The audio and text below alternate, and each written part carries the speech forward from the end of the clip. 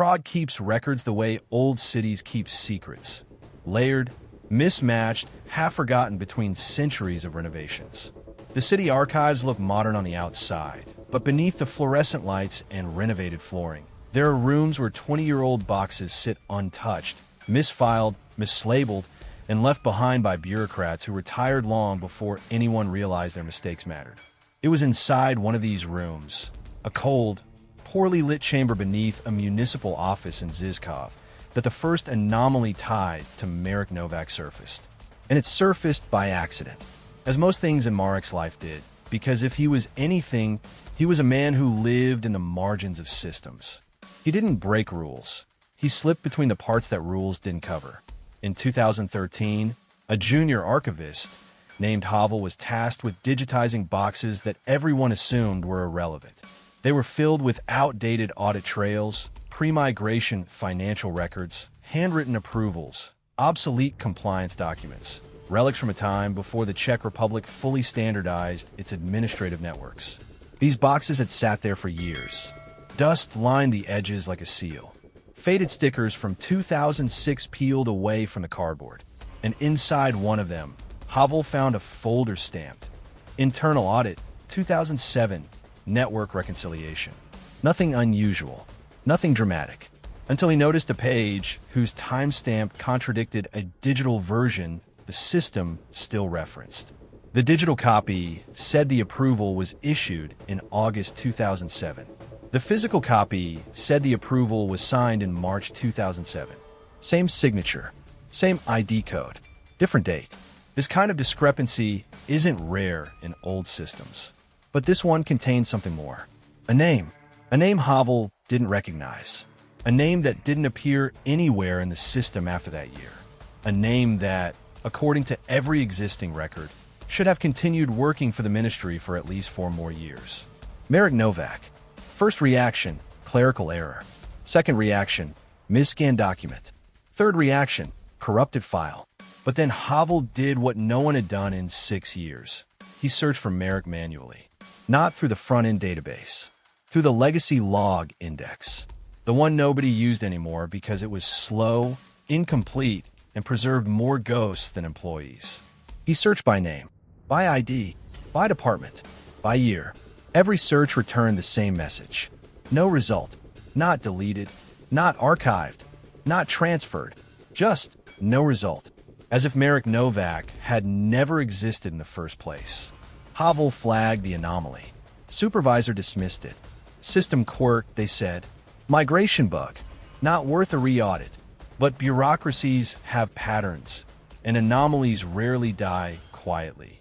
A week later, when a separate digital index flagged a checksum mismatch for the same 2007 audit chain, someone in the IT division finally took a closer look. They compared the physical page with the digital one. Handwriting matched, ID matched, signature matched, but the timestamps, those stubborn little ghosts, refused to align.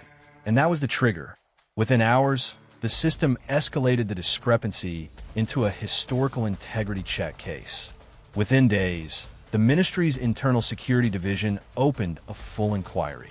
And within weeks, every surviving file related to Marek Novak was extracted from storage rooms scattered across Prague. That's when the truth became impossible to ignore. Marek Novak had once been a mid-level compliance analyst responsible for reconciling cross-departmental documentation during the country's system modernization in 2006 and 2007. Not a high-ranking official, not a public figure, just a quiet, precise man in his early 30s who moved through the office like a whisper. No disciplinary issues, no performance complaints, no social footprint, no online presence beyond work-related credentials.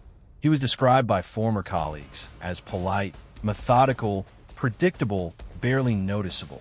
A man who arrived early, left late, and never deviated from routine. A man whose desk was always clean. A man whose emails were short, carefully worded, and never emotional. A man who never asked for help, nor offered it. A man built for bureaucracy. But in late 2007, something happened. Marek vanished. Not physically. At least, not at first. He vanished administratively. No resignation. No transfer. No termination record. No payroll closure. No handover logs. No change of employment status. His work simply stopped being recorded. 1 month missing? An oversight. 2 months? Possibly medical leave. 3, maybe relocation without proper paperwork. But 6 years? 6 years with no trace across any Czech system. Employment, tax, healthcare, transportation, immigration? Impossible, unless someone engineered it. The task force assembled in late 2013 discovered something even more disturbing. Marek's digital identity didn't just disappear, it unraveled. His entries in multiple systems had gaps, discontinuities, overwritten segments. Some logs referred to him, but contained no data. Some data contained fields referencing non-existent logs. He was a ghost stitched into the system until the system itself forgot the pattern. And then there was the second anomaly. Inside a deep storage room in Nové Mesto, another neglected archive, investigators found a document labeled Cross-Validation 2007. Inside was a list of employees assigned to reconcile conflicting records between old and new systems. Marek was on that list. However, the digital version of that same list found in the 2013 system backup contained the same roster, except Marek's name had been replaced by an empty field. A blank. Not deleted, blank. As if someone removed him from the document. But the system never fully updated the metadata. This blank field became known in the task force as the Novak slot, a position where a name once existed, a position someone tried to erase, a position the system failed to fully overwrite. This wasn't incompetence. It wasn't a glitch. It was an intentional removal gone wrong. Investigators then traced Marek's last verified action, approving a batch of reconciliation documents on March 17, 2007. After that timestamp, his presence in the system became artificial. Entries existed, but they were mechanically consistent, behaviorally unnatural. Some approvals were spaced too perfectly. Some logins occurred too uniformly. Some timestamps aligned so precisely with routine templates that they could have been automated. By mid-2007, Marek's digital footprint resembled a script, not a person, which led investigators to one terrifying possibility. Marek built his own disappearance. They mapped his past. They searched for the human origin of the ghost identity. They reconstructed patterns. And slowly, a picture emerged of a man who understood the vulnerabilities of the Czech administrative transition better than anyone else. Marek wasn't just reconciling documents. He was studying the gaps between the old and the new. Gaps created by rushed digitization. Gaps created by policy changes. Gaps created by incompatible systems stitched together without precision. Gaps that Marek knew how to exploit. The deeper investigators dug, the more inconsistencies surfaced. His payroll logs showed his salary continued for 3 months after his disappearance, then stopped without explanation. His ID card showed no exit from the building after June 2007, yet someone used it internally 7 times afterward. His name appeared on attendance sheets for meetings he couldn't have physically attended because he wasn't seen entering the premises. His email address sent responses long after colleagues claimed they hadn't seen him for weeks. And then the discovery that changed everything. Past midnight, deep in the ministry's central servers, investigators uncovered a hidden directory linked to Marek's credentials, a mirror of the compliance database as it existed in 2006 before the transition began. It shouldn't have existed. It wasn't part of any migration protocol. It wasn't documented anywhere. Yet there it was, an unindexed pocket of the old system, accessible only through Marek's original credential hash. Frozen in time, untouched, dormant, except for one file. A file created in 2007. A file modified in 2013. A file containing a list of employees and reconciliation documents. A file in which Marek's name had been erased, but the metadata still held the original. This was the hidden copy he never knew existed. The one that survived outside his control. The one that contradicted the manipulated version. The one that exposed everything. Because if this copy existed, then Marek's erasure wasn't perfect. If his erasure wasn't perfect, then someone could find him. And if someone could find him, then someone could understand how he vanished. That's when the investigation shifted. No longer a case of missing documentation. No longer a question of clerical failure. Now, it was the hunt for a man who disappeared without leaving the world. A man who removed himself from the bureaucratic record, the way people delete files. A man whose final trace was a copy stored in a room he didn't know existed. And that was only the beginning. The task force assembled in late 2013 quickly realized that the disappearance of Marek Novak was not the kind of case solved by interviews, eyewitness accounts, or traditional investigative work. Marek had not run. He had not hidden. He had not fled in the way criminals flee. What he did was far more complex, more technical, and far more disturbing. He removed himself from the administrative ecosystem entirely, leaving behind only a trail of procedural inconsistencies that looked invisible until someone finally knew where to stare. The investigators began by reconstructing Marek's life in the months leading up to his disappearance. They interviewed former co-workers, none of whom had realized how little they remembered about him. Not because he was secretive, but because he was forgettable by design. They recalled his posture, straight, slightly tense, like someone always bracing for something. They recalled the way he spoke, short, efficient sentences, never emotional, never wasteful.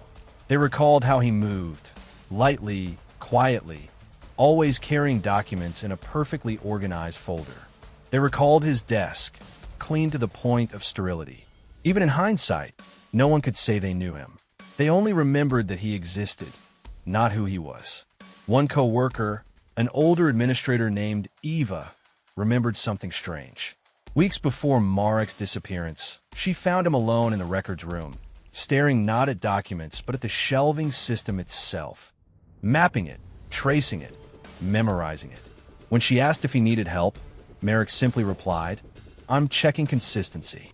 She didn't think much of it, but the task force later realized what he meant. He wasn't checking the documents. He was checking the weaknesses, the mislabeled shelves, the missing boxes, the old logs that had never been entered into digital systems. Marek wasn't cleaning up old paperwork. He was mapping the cracks he could vanish through. The next crucial discovery came from Marek's apartment. Though apartment is too generous a word, it was a space without personality. No photos, no decorations, no hobbies. A bed, a desk, a chair, a kettle. The investigators found it unsettling. A life without noise. A life lived only to support another life, the administrative one. But there was one object they found that mattered. A stack of old notebooks, each filled with meticulous sketches of approval workflows, reconciliation diagrams, and schematics of the ministry's pre-2007 architecture. Each notebook contained pages of crossed-out sequences. Not mistakes, practice runs. He had rehearsed his disappearance. The notebooks revealed something chilling. Marek had spent months studying how data flowed between old and new systems during the Czech Republic's modernization. He mapped every redundancy, every duplicate, every validation sequence. He learned which departments communicated poorly, which checks were skipped, which logs were overwritten, and which documents were stored in physical form only. He learned the weaknesses not because he wanted to exploit them, but because he wanted to disappear inside them. The task force then dug into Marek's work history. In late 2006, he was assigned to a temporary unit coordinating the migration of paper audits into digital infrastructure. It was a chaotic period. Whole departments were overwhelmed, deadlines unrealistic, procedures inconsistent. Some documents were scanned twice, some not at all. Some employees were entered into the system with incomplete data. Changes were made on the fly. Mistakes were common, expected, and overlooked. For someone like Marek, this wasn't chaos. It was opportunity.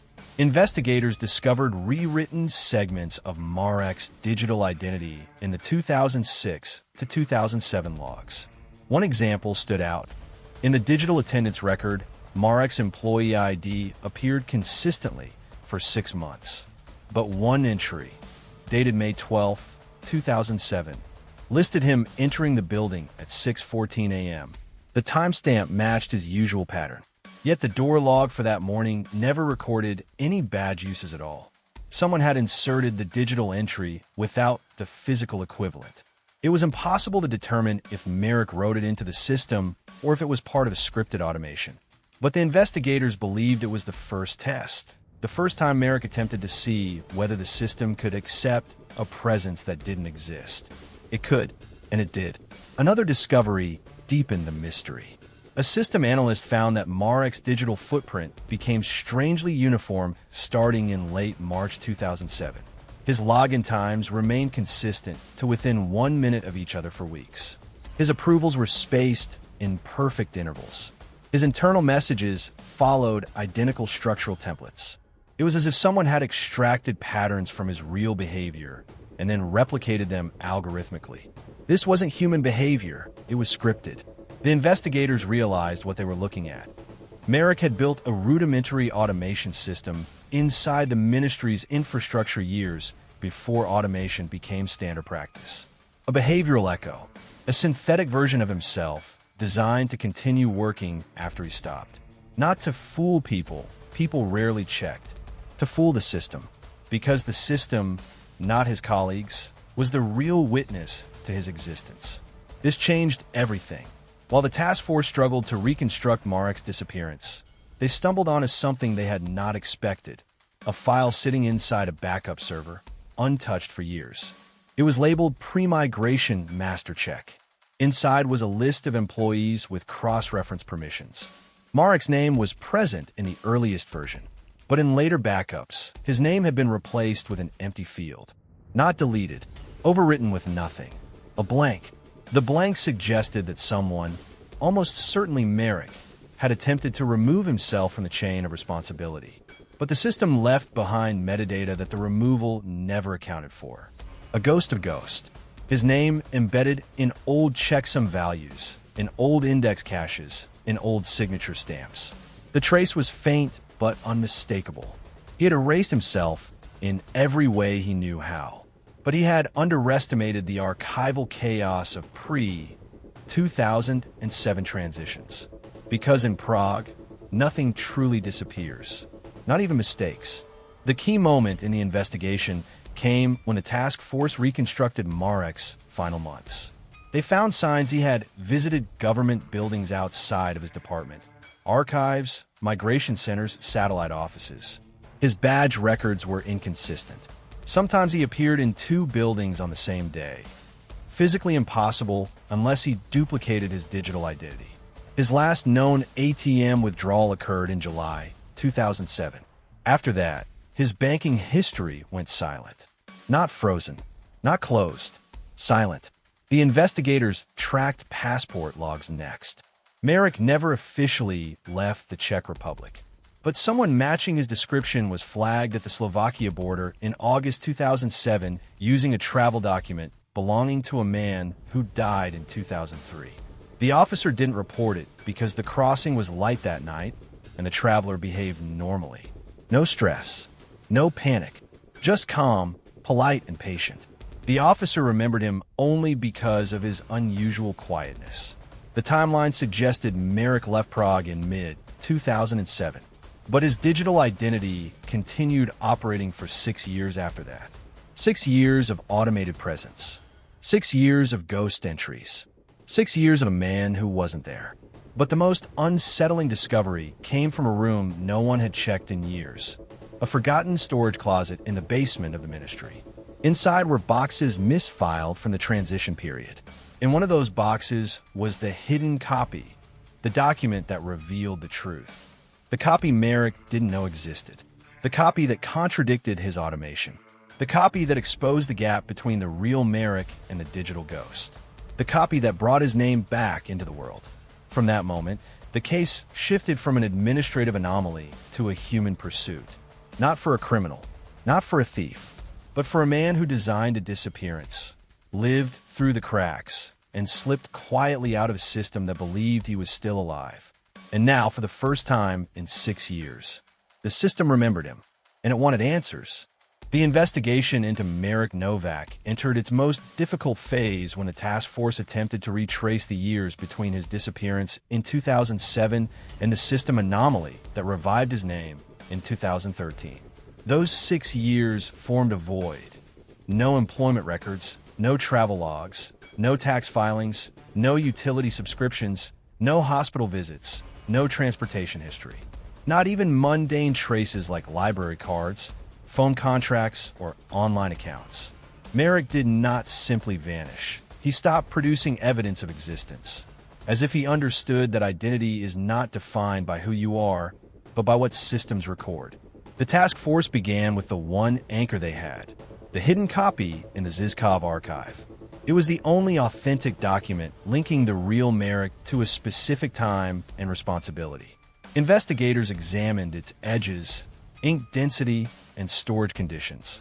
It had been stamped, signed, reviewed, and physically filed, all before the digitization process.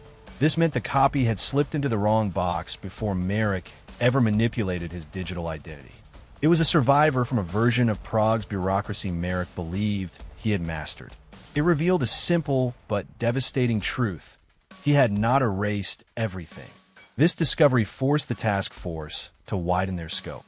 They reconstructed the administrative climate of the Czech Republic in 2007, one of transition, vulnerability, inconsistency. The perfect environment for someone like Marek, who understood that a system built in haste leaves shadows. During the reconstruction, a forensic analyst named Clara noticed a strange pattern. Many of Marek's approvals from early 2007, which should have shown workflow dependencies, appeared disconnected from the chain. They were legitimate actions, but they existed in isolation, like standalone islands, as if Marek had rerouted certain tasks to bypass verification triggers. These patterns suggested Marek's disappearance did not happen suddenly. It evolved, quietly, gradually, strategically. He didn't vanish on one day.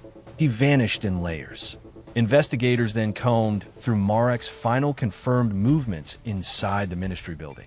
They found an access log from June 6, 2007, confirming he entered the third-floor archive room at 8:21 a.m. The log showed no exit. Not that day. Not the next. His badge activity simply stopped. But the CCTV camera covering that corridor was undergoing maintenance that week. No footage survived. At the time, nobody noticed. Archives were chaotic, understaffed, and disorganized. People came and went unnoticed. But the task force realized the significance. That unrecorded exit wasn't a disappearance. It was an opportunity. A coincidence Marek could have anticipated. A predictable weak spot in the system's monitoring. The question was not where he went, but which version of him continued staying behind. Because someone or something kept Marek alive inside the system after that day. The task force's digital forensics team analyzed Marek's system access logs from mid-2007 onward. At first, they found typical behavior, approvals, login entries, confirmations. But by late August, the pattern shifted. The timestamps were too symmetrical, the intervals too precise. The sequences lacked the subtle variations that define human interaction, momentary delays, hesitations, corrections. It looked as if someone had built a behavioral replay, looping and adjusting until it became indistinguishable from habit. Then came the breakthrough. 4 log entries used identical keystroke timing, down to the millisecond. It was impossible for a human. It was evidence of automation. But this revelation sparked a deeper question. If Marek automated his digital presence, when did he build the tool? A detailed search of old servers revealed fragments of code inside a deprecated directory Marek had access to during the 2006 to 2007 transition. The fragments were incomplete, but analysts recognized their structure, a primitive automation script designed to interact with legacy systems. It was not sophisticated by modern standards, but in 2007, it was practically invisible, buried under the chaos of a major migration. This script allowed the ministry's system to believe Marek was still there, signing documents, verifying entries, responding to messages, clocking in, clocking out, a ghost made of patterns, and all of it operating long after Marek himself vanished. The task force concluded something unprecedented. Marek may have been the first man in Czech administrative history to build a ghost identity powerful enough to outlive him. But the story grew darker. Investigators recovered a batch of emails from late 2007 attributed to Marek. They were short, practical, routine, but linguistic analysts noticed small inconsistencies in phrasing, subtle shifts in tone that hinted the messages were generated by templates rather than human choice. Some lines repeated exact sentence structures across different months. It wasn't sloppy. It was strategic. The ghost had to sound like him, but not evolve. Because evolution creates risk. Human beings change. Automation doesn't. That was the flaw that eventually exposed the ghost. To trace Marek's path outside Prague, investigators examined border data, foreign ATM logs, and hotel registries. Most leads were dead ends, but one stood out. A police officer in the Moravian-Slovak border reported in 2013 that he vaguely remembered a traveler from 2007 who matched Marek's description. The man had used a passport belonging to a deceased factory worker for Brno. The officer recalled the traveler was unusually calm, even when questioned. He carried nothing but a small black briefcase. No luggage, no personal items. He didn't look like someone fleeing. He looked like someone relocating to a different kind of life. The officer didn't record the encounter because nothing seemed wrong.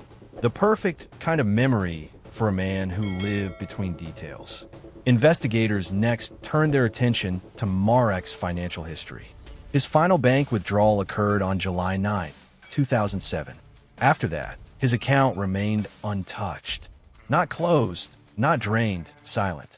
This suggested Marek didn't plan to finance a new life using traceable accounts. He must have prepared resources beforehand, or he intended to live in spaces where banking was irrelevant. A member of the task force theorized that Marek might have drifted into regions where identity is fluid, temporary labor communities, construction crews near borders, river docks, remote settlements. Places where nobody asks questions because questions create work. This idea gained support when investigators found a report from a cargo depot near Trenčín in Slovakia.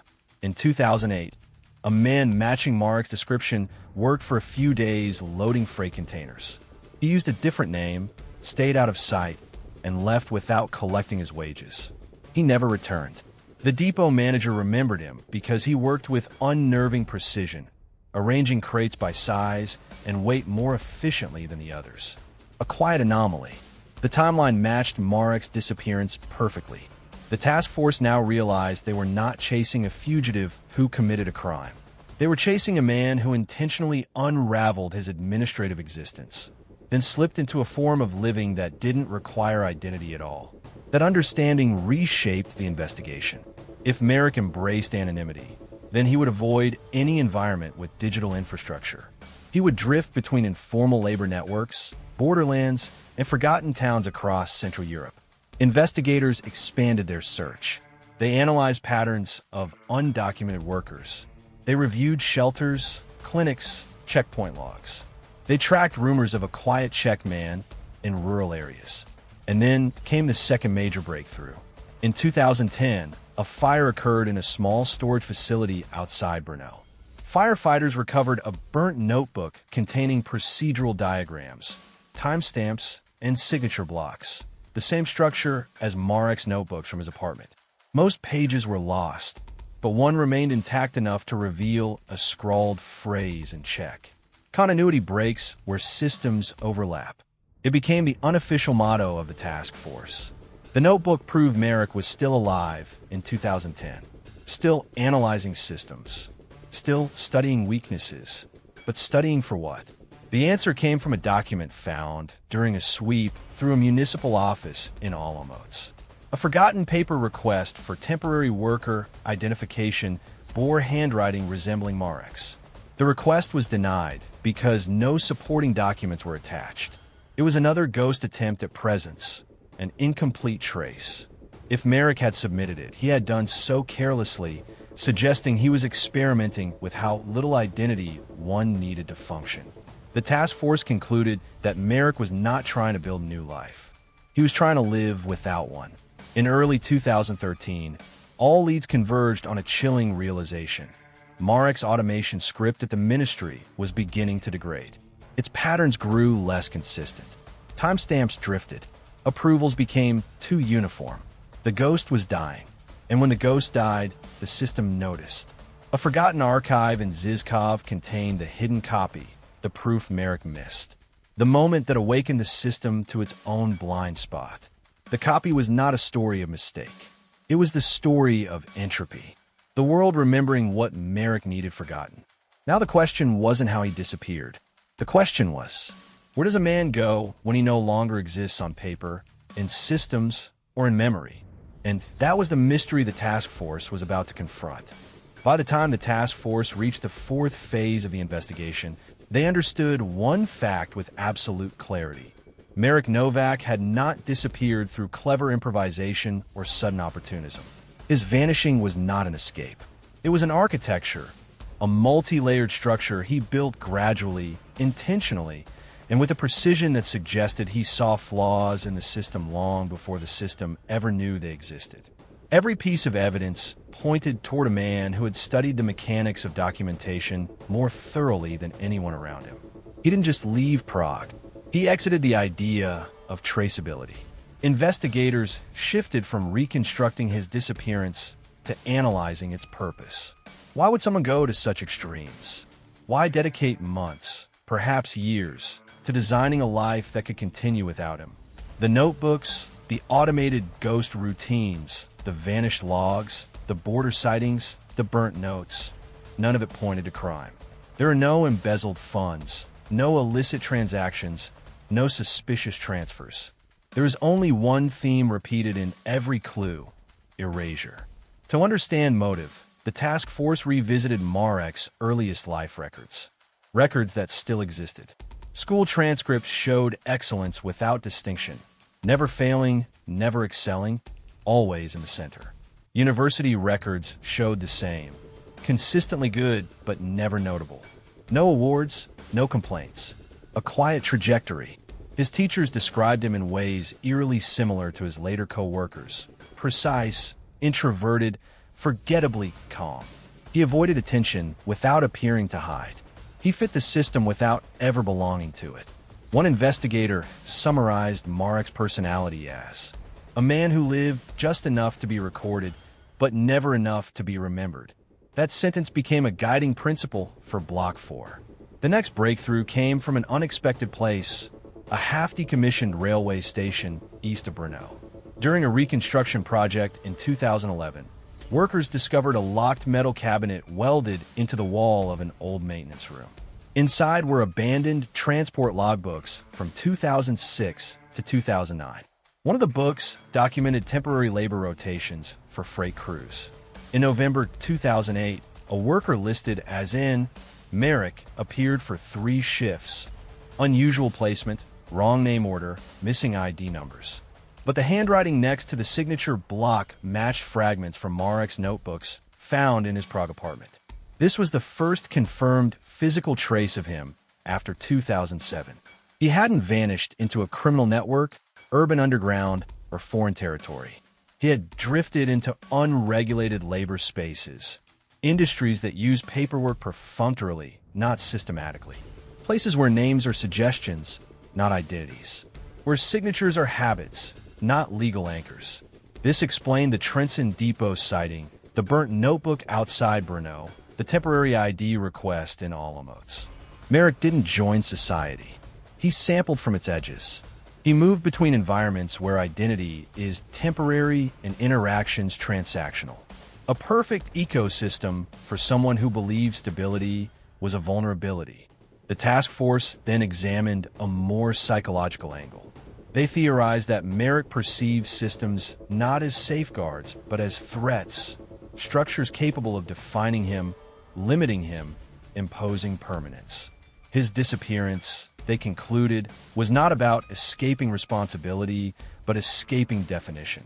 He wanted to exist outside the reach of institutional memory, to be absent enough that no system could reconstruct him, to function without being known. This hypothesis aligned with every discovery, including the old automation script. But the investigation deepened further when they uncovered a nearly unreadable fragment inside the 2010 burnt notebook. A line written faintly in Czech.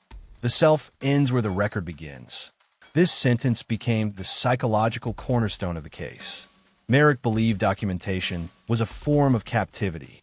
To be documented was to be held, traced, predicted, contained. He spent his early career surrounded by documents, approval trails, validation chains. He watched how the system treated people not as individuals, but as entries, fields, timestamps, signatures. For someone with Marek's mind, this wasn't just administrative work. It was proof that identity itself was a mechanism. Investigators reconstructed the emotional weight behind this revelation. Marek didn't disappear because of what he did. He disappeared because of who he believed he was not allowed to be. But while psychology helped explain why Marek didn't want to be found, it did nothing to reveal where he had gone. For that, the task force combed through a massive network of minor anomalies connected to regions Marek may have passed through. Temporary worker lists, emergency clinic sign-ins, border station malfunction logs, and signed forms in rural municipalities. They discovered isolated incidents with footprints too small to be noticed at the time, but too consistent with Marek's pattern to ignore. In a construction site outside Olomouc, a 2009 incident log listed a worker injured by falling scaffolding. Name: Marek November. The man refused hospital transport, gave no address, and left the site walking. No paperwork followed. In a food processing plant near Hranis, a worker used the name Novak M for a single night shift, then never returned. The supervisor remembered him because he rearranged the workstation tools to increase efficiency, something regular workers never bothered with. In a Silesian border village, a church ledger recorded a donation from Mark N in 2011. The handwriting slanted identically to Marek's pre-2007 notes. These weren't confirmations, but they were patterns, and patterns were Marek's language. The most compelling lead surfaced in 2012 from a remote bus station near the Polish border. A driver remembered a man who rode the bus weekly, never speaking, always paying in cash, always wearing the same worn-out jacket. The driver said the man boarded at random stops and exited at random stops, as if movement mattered more than destination. When investigators showed him an age-progressed photo of Marek, the driver hesitated, not with uncertainty, but with an unsettling kind of recognition. I think he was studying the routes, he said, like he wanted to understand how people disappear between small towns. This line haunted the task force, because in many ways, movement itself had become Marek's new identity. He no longer existed in systems, so he lived in transitions, spaces between recordings, routes between stations, shifts between workers, borders between nations. The task force theorized Marek operated in a closed loop of ephemeral labor networks across Czechia, Slovakia, and Poland. He would stay just long enough to survive, but leave before paperwork accumulated. He knew precisely how long each institution took to record a person. He stayed beneath those thresholds. 6 years of life measured not in days or months, but in thresholds avoided. But the biggest revelation, one that reframed the entire case, came from a retired clerk in Ostrava. During a review of undocumented worker archives, the clerk remembered a conversation from 2010. A man with a strong Czech accent, short hair, and a cautious presence asked her a peculiar question. How long does it take before a missing person is removed from inactive records? She had given him a generic answer at the time, but she remembered him because of the way he listened, not with curiosity, but with calculation. When investigators asked her to describe him, she said quietly, "He looked like he wanted to know when he would finally stop existing." This statement validated everything the task force had theorized. Marek wasn't hiding. He was ending, but not in the physical sense. He was ending the administrative version of himself, ending the identity that systems recognized, ending the concept of permanence that the modern world imposes. And, terrifyingly, he had almost succeeded, because until the hidden copy resurfaced in 2013, the world truly believed Marek Novak had never existed. Block 4 ends with the task force facing a brutal new truth. If Marek built his life in the shadows of systems, Then, the only way to find him was not by following evidence, but by following the absence of evidence. And yet, somewhere in Central Europe, in a nameless village or forgotten route, a man who erased himself still breathed. But for how long? And did he even want to be found anymore? By the time the task force reached the final stage of the investigation, they understood that Marek Novak had not only disappeared from a system, he had disappeared into a philosophy. His life after 2007 was not the life of a fugitive, a criminal, or a man running for punishment. It was the life of someone who believed identity itself was a form of captivity. Someone who lived between borders, between jobs, between names, between timestamps. Someone who existed in the quiet spaces where society stops paying attention.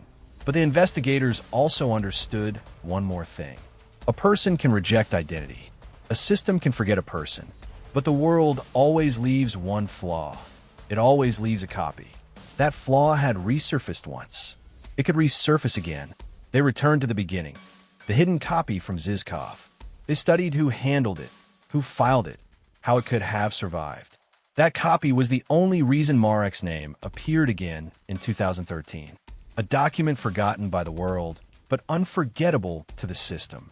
And now the investigators asked themselves, if one copy existed, how many more could be hiding in the cracks? Their first major lead came from a defunct government facility outside Ostrava. During a structural review of abandoned storage rooms, a technician discovered a sealed metal cabinet beneath a staircase. Inside were transition period documents that had never been digitized. Stale air escaped when the cabinet opened, as if the papers had been trapped for decades. Among them, a signature sheet from March 2007 listing reconciliation responsibilities. Marek's name was present, in full, not erased, not overwritten, not blank, written in clean ink, dated and stamped. This document directly contradicted the digital record, which contained the empty Novak slot. The redundancy confirmed that Marek hadn't merely been removed from the system. The system had been incompletely rewritten around him. His failure was not erasure. It was entropy, a single uncontrolled variable. A single mistake in a process he understood too well. Migration is never perfect. This second surviving copy shifted the investigation dramatically. It proved that Marek's disappearance was not a closed loop. It had seams. Those seams led them next to an old municipal building in Prerov, where a water-damaged box labeled 2007, pending reconciliation, had been used for years to prop open a storage room door. Inside were mismatched forms, moldy pages, and a set of attendance lists that included Marek's name during a period when his digital identity registered automated entries. The implication was chilling. Marek had erased the digital record, but he had overlooked the chaotic, inconsistent, unpredictable nature of physical storage. Paper remembers differently. Paper forgets differently. Paper survives accidents digital systems never anticipate. The investigators realized something profound. Marek's mistake was not technical. It was human. He underestimated people. He assumed bureaucrats filed documents perfectly. He assumed archivists followed protocol. He assumed systems were logical. He assumed redundancy was predictable. He didn't understand that real institutions operated with mess, error, laziness, improvisation, and accidents. And those human imperfections, irritating to workers, invisible in audits, became the very fingerprints he could not remove. But even with new copies emerging from the shadows of old buildings, the task force still had no trace of where Marek went after 2007. He remained as invisible physically as he was digitally. Then came the tip that broke the final layer of the case. In late 2012, a Czech Red Cross volunteer visited a seasonal settlement near the Polish border to deliver supplies. Among the temporary workers was a man who matched Marek's age, height, and expression. Quiet, focused, hands always clean despite harsh labor. The volunteer described him as polite, distant, and strangely knowledgeable about bureaucratic procedures. When she asked for his name, he hesitated, not like someone lying, but like someone used to being asked. He eventually said, "Just Marek." She pressed no further. Neither did he. Months later, she saw a missing person bulletin related to the investigation and contacted authorities. She wasn't certain. It had been a brief encounter, but the timeline aligned, the location matched previous patterns, and the behavioral profile fit perfectly. The task force rushed to the settlement. It was gone, abandoned, seasonal structures dismantled or taken by storms. With it, any evidence of Marek's presence evaporated once again. This lead forced investigators to confront a brutal conclusion. Marek had become seasonal, a migratory presence, a person who moved like weather, appearing without record, disappearing without trace, surviving in communities that existed only temporarily. They searched similar settlements, work rotations, and migrant paths. They found whispers of a man who stayed silent, worked efficiently, and vanished abruptly. But every sighting was indirect, every memory vague, every detail imprecise. The kind of recollection a person leaves behind when he has trained himself to be unnoticeable. One investigator described it as, he didn't disappear, he dissolved. But the more they traced his potential movements across Central Europe, the more they realized Marek might not be out there anymore, not in the way they imagined. The psychological analysts proposed a new theory. Marek's internal goal was not to live as a man without identity. It was to live until even he forgot he ever had one. This meant the longer he stayed in anonymity, the less likely he would return to any behavior that could generate new traces. A person without identity becomes defined only by presence, not by record. And presence, unlike identity, leaves no permanent mark. By mid-2013, the task force had pieced together a painful truth. There is no version of Marek to find anymore. No persona, no destination, no alternative identity, only momentum. His life after 2007 was a sequence of movements without accumulation. No stability, no anchors, no documents. He lived inside the world, but outside its memory. And yet, one final anomaly surfaced. A remote church registry in a Polish border village contained, on a single fragile page, a donation entry from Easter 2013 signed Novak. The handwriting was shaky, older, worn by cold or exhaustion. But the curvature of the letters matched the fragments recovered from 2007. It was his last trace, a trace so minor, so unimportant, so human that no system ever captured it. The task force traveled to the village. They searched the woods, the farms, the shelters. They questioned residents. Some remembered a quiet man who stayed briefly in the winter, sleeping in the back pews, disappearing before sunrise. Others remembered nothing at all. The priest who recorded the donation had died months earlier. In the end, the investigators were left with a haunting realization. The only parts of Marek that survived were the accidents, the copies he never intended to leave behind. The official report concluded in language uncharacteristically philosophical for government documentation. Marek Novak ceased to exist, not because he disappeared, but because no system was designed to remember someone who rejects being known. He became the perfect absence, a man whose life could not be reconstructed, whose movement could not be followed, and whose existence depended entirely on the few forgotten copies that defied his erasure. And as the final line of the report read, if Marek Novak is alive, he is living exactly where he always wanted, outside the memory of the world. This video is a work of documentary-style storytelling created for entertainment and educational purposes. All characters, names, events, organizations, and locations presented here are fictional. Any resemblance to actual persons, living or deceased, or to real investigations is purely coincidental. This content does not intend to accuse, imply wrongdoing, or represent real criminal activity by any individual or institution.